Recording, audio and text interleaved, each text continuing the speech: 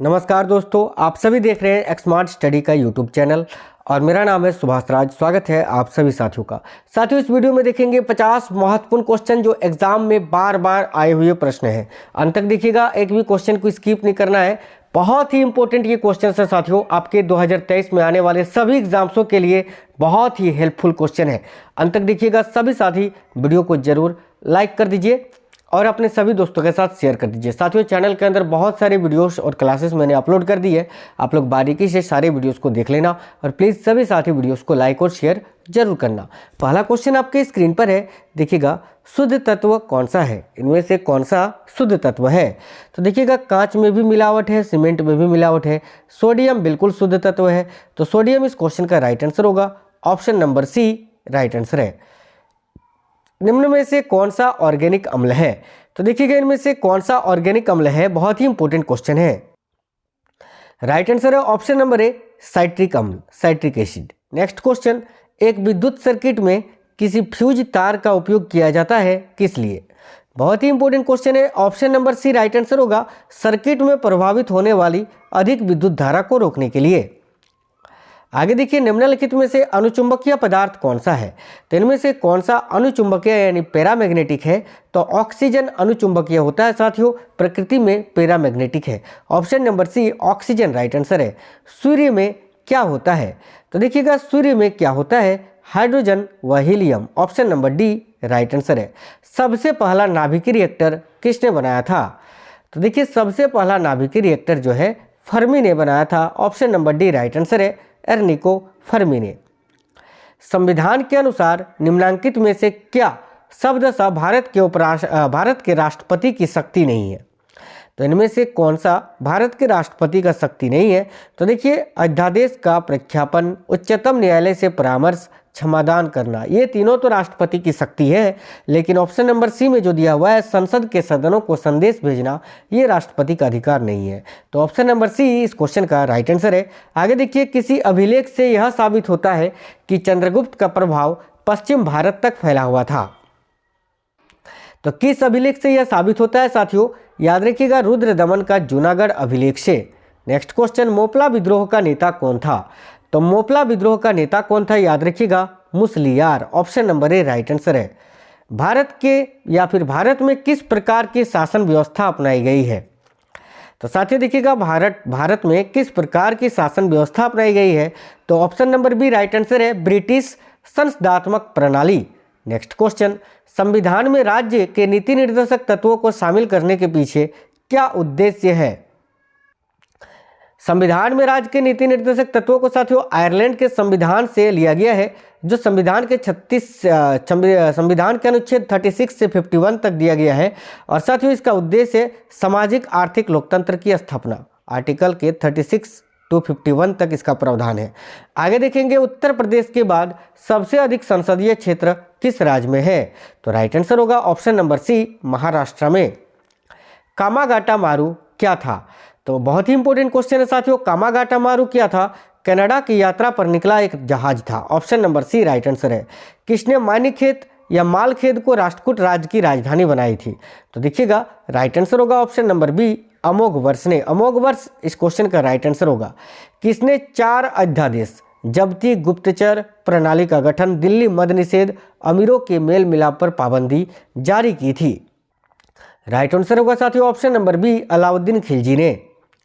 महात्मा गांधी को नील उत्पादक किसानों की दुर्दशा को देखने हेतु चंपारण आने का आमंत्रण किसने दिया था? तो देखिएगा, राइट आंसर होगा ऑप्शन नंबर ए, राजकुमार शुक्ल ने।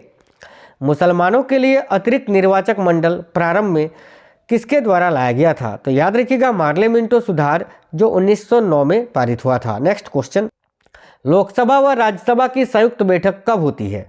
तो याद रखिएगा साथियों, option number C right answer है। एक बिल जिस पर दोनों सदन सहमत ना हो, उस पर विचार करना हो और जब उस बिल को पास करना हो तब। Option number C right answer है।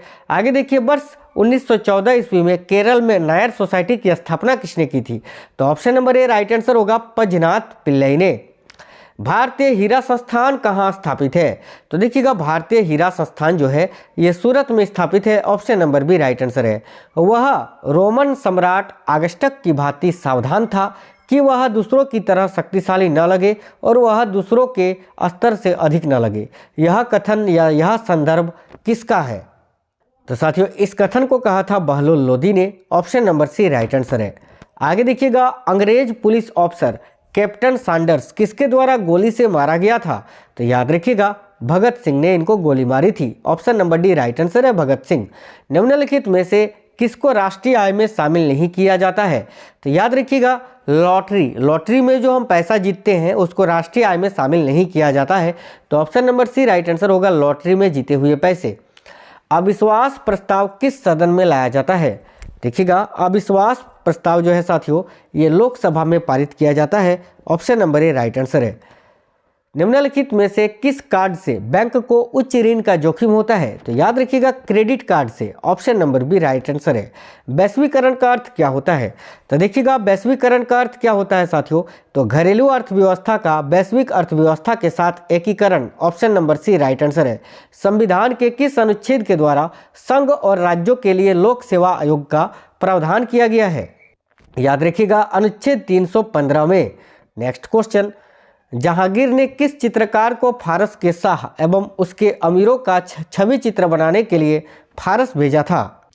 तो राइट आंसर हो जाएगा ऑप्शन नंबर ए बिशन दास को। महात्मा गांधी को सर्वप्रथम राष्ट्रपिता किसने कहा था? तो साथियों देखिएगा महात्मा गांधी को सर्वप्रथम राष्ट्रपिता सुभाष चंद्र बोस ने कहा था। Option number C right answer है। सर देखिए सम्राट हर्षवर्धन ने 2 महान धार्मिक सम्मेलनों का आयोजन कहाँ किया था? देखिएगा साथियों सम्राट हर्षवर्धन ने 2 महान धार्मिक सम्मेलनों का आयोजन प्रयाग व थानेश्वर में करवाया था। Option number B right answer है। भारत एक गणतंत्र है, इसका अर्थ क्या है? तो देखिएगा भारत एक गणतंत्र है, इसका अर्थ है कि भारत में वंशानुगत शासन नहीं है। Option number C right answer होगा।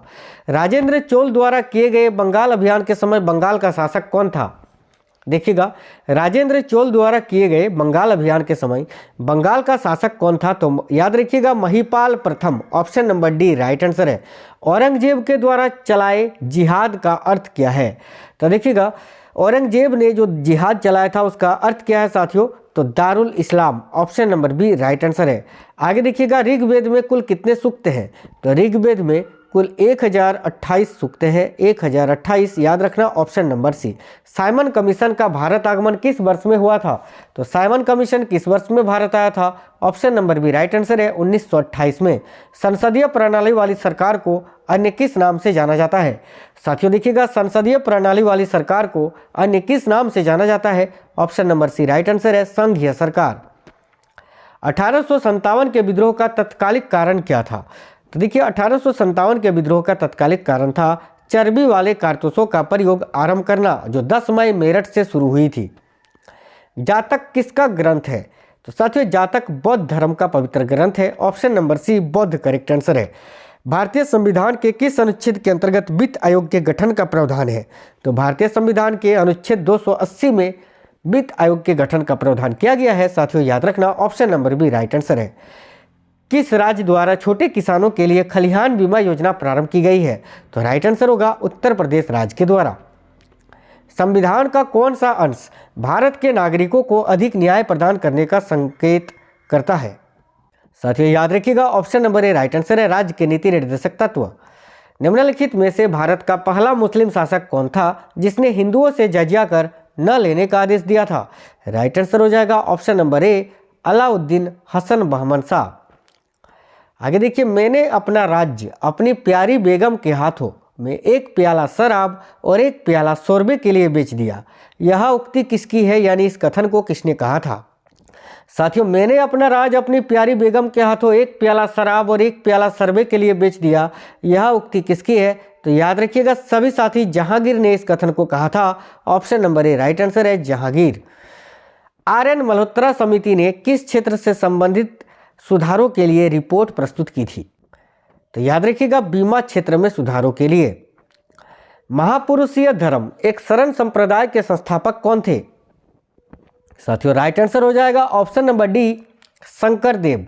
नेक्स्ट क्वेश्चन, उद्योगों के विकास तथा औद्योगिकीकरण की रणनीति किस योजना का अंग था? तो उद्योगों के विकास तथा औद्योगिकीकरण की रणनीति किस योजना का अंग था? याद रखिएगा, राइट आंसर है ऑप्शन नंबर ए, द्वितीय पंचवर्षीय योजना का। नेक्स्ट क्वेश्चन, भारत के रेल मंत्रालय की बुलेट ट्रेन चलाने की योजना कहां से कहां तक है? तो साथियों याद रखिएगा, मुंबई से अहमदाबाद के बीच। Option number A right answer है।